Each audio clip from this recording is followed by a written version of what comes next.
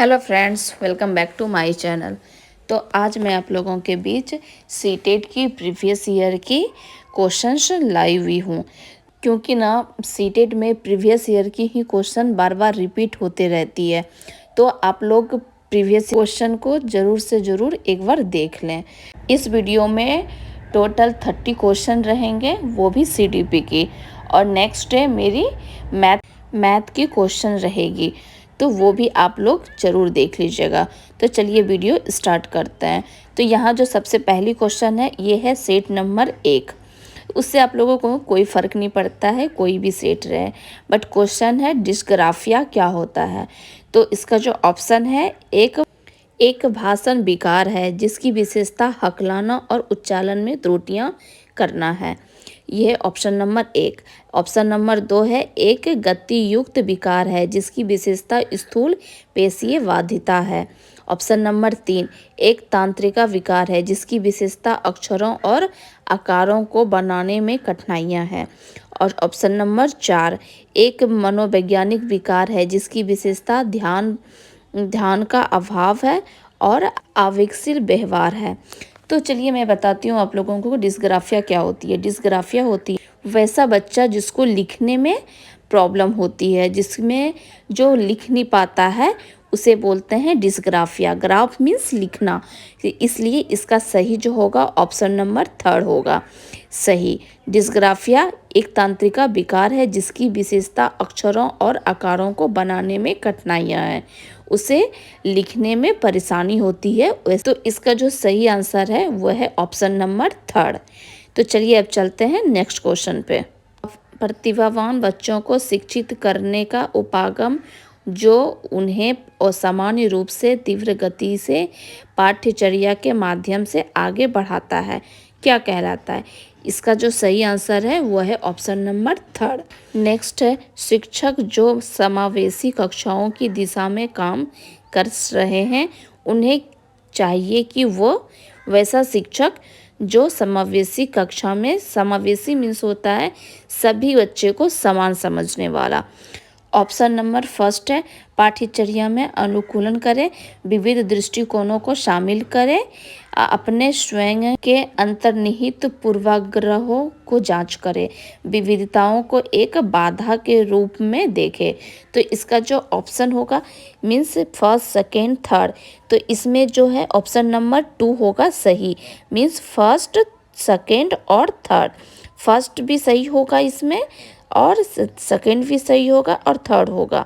तो जो ये जो है विविधता को एक बाधा समझे, ये बाधा नहीं होती है। समावेशी का मतलब ही होता है कि सभी बच्चों को समान समझना। सभी बच्चे कक्षा में समान है, चाहे वो उच्च कोटि के हो या निम्न कोटि को हो, किसी भी तरह के बच्चे हो वो समान है। नेक्स्ट क्वेश्चन है शैशवावस्था में समाजीकरण डैश संस्थाएं प्रमुख रूप से महत्वपूर्ण है, जबकि प्राथमिक बाल्यावस्था में समाजीकरण डैश संस्थाएं भी महत्वपूर्ण हो जाती है। तो आप लोगों को अगर जो पूरी तरह से एक्सप्लेनेशन के साथ आंसर चाहिए तो वो मुझे कमेंट सेक्शन में ज़रूर बताइएगा। अभी फ़िलहाल जितना हो सकता है मैं आप लोगों को एक्सप्लेन करती हूँ और मैं आंसर आप लोगों को बताते चलती हूँ। तो इसका जो सही आंसर होगा ना वो है ऑप्शन नंबर 2।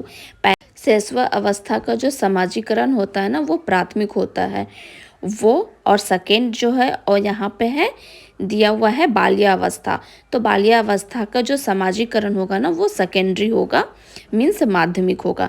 तो इसका सही ऑप्शन होगा सेकेंड। अब नेक्स्ट क्वेश्चन की तरफ चलते हैं। लेव वाइगोत्स्की के अनुसार इसका ऑप्शन है समाजीकरण कारक भाषा विकास को प्रभावित करते हैं परंतु संज्ञानात्मक विकास को नहीं। और अब ऑप्शन नंबर सेकेंड है संज्ञानात्मक विकास भाषा विकास को सुगम बनाता है। ऑप्शन नंबर 3 है भाषा विकास और संज्ञानात्मक विकास एक दूसरे को स्वतंत्र रूप से विकसित करते हैं। और ऑप्शन नंबर 4 है भाषा विकास संज्ञानात्मक विकास को सुगम बनाते हैं। तो जो लेव वाइगोत्स्की है ना वो ना हमेशा समाज को सबसे ऊपर में रखे हुए हैं। तो उनके अनुसार ना भाषा विकास संज्ञानात्मक विकास को सुगम बनाता है, ना कि वो एक दूसरे को स्वतंत्र रूप से विकसित करता है और न ही संज्ञानात्मक विकास भाषा विकास को सुगम बनाता है। भाषा विकास संज्ञानात्मक विकास को सुगम बनाता है। तो इसका जो सही आंसर होगा वह है ऑप्शन नंबर 4। नेक्स्ट क्वेश्चन देखते हैं। लॉरेंस कॉल्बर के नैतिक तर्क के किस स्तर पर बच्चे आमतौर पर मानते हैं कि लोगों को समाज की अपेक्षाओं पर खड़ा उतरना चाहिए और अच्छे तरीके से व्यवहार करना चाहिए? तो इसका जो सही आंसर होगा वो है ऑप्शन नंबर 3, पारंपरिक स्तर। तो इसका इनके ना 3 स्तर होते हैं। पहला जो होता है वह है प्री कन्वेंशनल, फिर सेकेंड होता है कन्वेंशनल लेवल और थर्ड होता है पोस्ट कन्वेंशनल लेवल। ये मैं आप लोगों को बाद में एक्सप्लेन करके बताऊंगी। फिलहाल इसकी जो आंसर होती है वो है ऑप्शन नंबर 3। नेक्स्ट क्वेश्चन जो है, निम्नलिखित कथनों को पढ़िए और सही विकल्प का चयन कीजिए। तो ये अभिकथन और कारण है। तो देखते हैं अभिकथन क्या बोल रहा है। शिक्षकों और साथियों जैसे अधिक जानकार अन्य लोगों के साथ बातचीत विद्यार्थियों को उनकी समझ और कौशल विकास करने में मदद करने के लिए आवश्यकता सामर्थ्य और मार्गदर्शन प्रदान कर सकती है। ये है उसका अभिकथन। और उसका कारण क्या है? सामाजिक संपर्क सीखने और विकास का एक प्रमुख घटक है। अब ऑप्शन में दिया हुआ है ए और आर दोनों गलत है, और ऑप्शन में दिया हुआ है ए और आर दोनों सही है, और आर ए की सही व्याख्या कर रहा है। तो यहाँ पे जो सही आंसर होगा वह है ऑप्शन नंबर सेकेंड। ए और आर दोनों कथन और कारण दोनों सही है। जो अभिकथन है उसका वो कारण सटीक दे रहा है, तो इसलिए इसका ऑप्शन नंबर सेकेंड होगा सही। अब क्वेश्चन नंबर 8 पे चलते हैं। अधिगम के लिए आकलन का प्रमुख लक्षण क्या है? तो इसका जो सही आंसर होगा वो है ऑप्शन नंबर 3, विद्यार्थियों की प्रतिपुष्टि प्रदान करना जिसका उपयोग उनके अधिगम में सुधार के लिए किया जा सकता है। तो इसका जो सही आंसर होगा वो है ऑप्शन नंबर 3। चलिए अब चलते हैं नेक्स्ट क्वेश्चन पे। किस आयु में बच्चे शब्द के खेल में शामिल हो सकते हैं और ऐसे चुटकुले और पहेलियों को पसंद कर सकते हैं जिनमें शब्दों का खेल शामिल हो? तो इसका जो सही एज है वो एज बताना है। तो ऑप्शन में है 12 वर्ष, 1 वर्ष, 3 वर्ष, 7 वर्ष। तो इसका जो सही आंसर होगा वो है ऑप्शन नंबर 4, 7 वर्ष। 7 वर्ष के बच्चे चुटकुले और पहेलियों को पसंद करते हैं। क्वेश्चन नंबर 10, कैरल गिलिगन कॉलवर्ग के नैतिक विकास के सिद्धांत का आलोचना की है। तो इसका जो सही आंसर होगा वह है ऑप्शन नंबर सेकेंड, नारीवादी दृष्टिकोण से। नेक्स्ट, प्रारंभिक बाल्यावस्था में वृद्धि डैश और सोच डैश है, जबकि मध्य बाल्यावस्था में वृद्धि डैश और सोच डैश है। तो इसका जो सही आंसर होगा वह है ऑप्शन नंबर 2। पहले स्थिर है, फिर कुछ हद तक आत्म केंद्रित है, उसके बाद धीमी है, फिर तार्किक है। तो इसका जो सही आंसर होगा वह है ऑप्शन नंबर 2। नेक्स्ट क्वेश्चन है, निम्नलिखित में से कौन सा स्थूल गति कौशल है?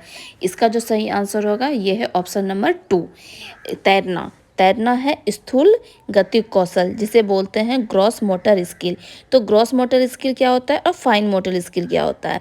फाइन मीन्स छोटा छोटा काम करना, मीन्स सुई में धागा, जिसमें कि छोटे मसल्स का यूज़ हो, और बड़े मसल्स का जिसमें यूज़ होता है उसे बोलते हैं क्रॉस मोटर स्किल। जैसे तैरना हुआ, पैर से चलना हुआ। नेक्स्ट क्वेश्चन है, भौतिक वृद्धि और विकास विकास के डैश और डैश सिद्धांतों का पालन करता है। तो इसका जो सही आंसर होगा वह है ऑप्शन नंबर 2। तो पहले जो होता है भौतिक विकास जो होता है वो पहले होता है सेफेलोकॉर्डल टॉप टू बॉटम, उसके बाद होता है प्रोक्सोमो डिजिटल इनर टू आउटर। तो इसका जो होगा सही आंसर होगा वह है ऑप्शन नंबर 2। नेक्स्ट क्वेश्चन है, हार्वर्ड गार्डनर के अनुसार एक दर्शन शास्त्री के पास डैश प्रकार की बुद्धि और मूर्तिकार के पास डैश प्रकार की बुद्धि की मात्रा अधिक होती है। तो इसका जो सही आंसर होगा वह है ऑप्शन नंबर 3, इंट्रापर्सनल और स्पेटियल। चलिए चलते हैं नेक्स्ट क्वेश्चन पे। अनुभवनात्मक अधिगम किस पर बल देता है? इसका जो सही आंसर होगा वह है ऑप्शन नंबर 3, आलोचनात्मक प्रतिबिंब के महत्व पर। नेक्स्ट क्वेश्चन है, बच्चों में समस्या समाधान कौशल को बढ़ावा करने के लिए निम्नलिखित में से कौन सा प्रभावी तरीका है? तो इसका जो सही आंसर होगा वह है ऑप्शन नंबर 4, उन्हें बुद्धि मंथन करने और सहज अनुमान लगाने अवसर देना। नेक्स्ट है, निम्नलिखित कथनों को पढ़िए और सही विकल्प का चयन कीजिए। तो इसमें ये फिर से आ गया अभिकथन और कारण वाला। तो इसका जो अभिकथन है वो है, शिक्षकों को सार्थक वातावरण बनाना चाहिए जिसमें सभी बच्चों को सक्रिय भागीदारी और संलग्नता हो। इसका जो कारण दिया है वो है, सभी बच्चे आंतरिक रूप से सीखने के लिए प्रेरित होते हैं और सीखने में सक्षम होते हैं।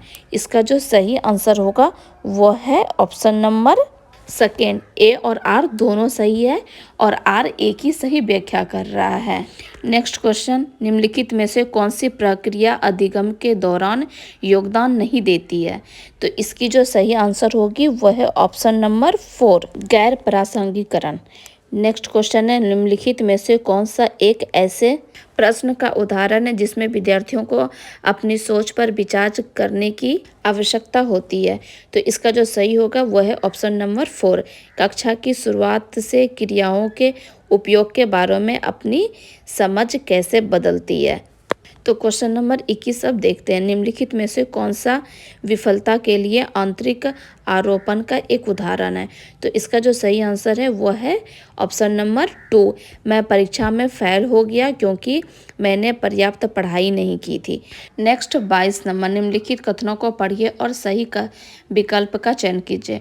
तो फिर से अभिकथन और कारण वाला क्वेश्चन आया है। तो चलिए देखते हैं ये क्या है क्वेश्चन। बहुत कम उम्र में दुनिया भर में अधिकांश संस्कृतियों में लड़कियों गुड़ियों को खेलने के रूप में चुनती है जबकि लड़के कारों के साथ खेलना पसंद करते हैं। तो इसका जो कारण दिया है वो चलिए देखते हैं। बच्चों किसी विशेष संस्कृति की अपेक्षा के आधार पर एक लड़के या लड़की के लिए क्या उपयुक्त माना जाता है, इसके बारे में जानकारी व्यवस्थित करते हैं और उनके अनुसार व्यवहार करते हैं। तो इसका जो सही आंसर है वह है ऑप्शन नंबर 2, ए और आर दोनों सही है, आर ए की सही व्याख्या करता है। तो चलिए नेक्स्ट क्वेश्चन पे। तो नेक्स्ट क्वेश्चन, लेव वाइगोत्स्की के अनुसार डैश बच्चों के संकल्पनात्मक योग्यताओं के विकास में महत्वपूर्ण भूमिका निभाती है? तो इसका जो सही आंसर होगा वह है ऑप्शन नंबर 2, सहकर्मी सहयोग। नेक्स्ट क्वेश्चन है, लेव वाइगोत्स्की के सिद्धांत के अनुसार आंतरिक वाक जिसे इनर स्पीच भी बोलते हैं तो वो क्या है? तो इनर स्पीच क्या होता है ना कि खुद में बात करना, खुद से बात करना, उसे बोलते हैं इनर स्पीच। इनर मीन्स अंदर, अंदर की जो आवाज़ होती है उसे बोलते हैं इनर स्पीच। तो इसका जो सही आंसर होगा वह है ऑप्शन नंबर 4, बच्चों के लिए अपनी सोच को नियंत्रित करने का एक तरीका है। क्वेश्चन, 4 वर्ष की अपर्णा कहती है कि एक बटन जिंदा है क्योंकि यह उसकी शर्ट को एक साथ बांधने में मदद करता है। तो जीन पियाजे के अनुसार उनकी सोच की विशेषता है। तो ये इस प्रकार की जो सोच होती है ना वो जीववाद चिंतन होती है। तो इसका जो सही आंसर होगा वह है ऑप्शन नंबर 2। नेक्स्ट क्वेश्चन है, निम्नलिखित में से शालीनता वाले विद्यार्थियों की विशेषता कौन सी है?